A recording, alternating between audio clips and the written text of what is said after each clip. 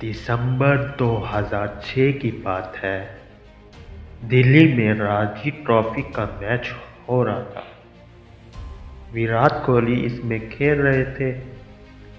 19 दिसंबर 2006 को उनके वालिद को हार्ट अटैक आया। उनकी डेथ हो गई।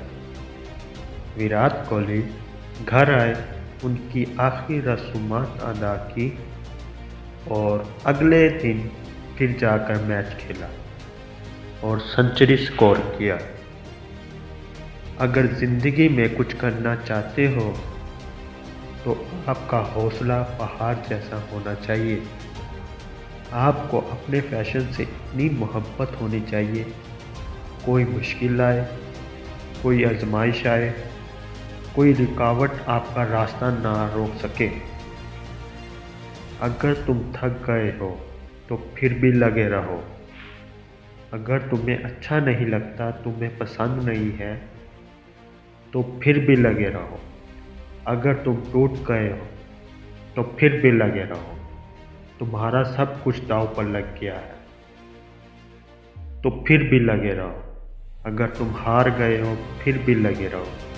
अगर घर में कुछ हो गया है, तुम दुख में हो, तकलीफ में हो, दर्द में हो, फिर भी लगे रहो।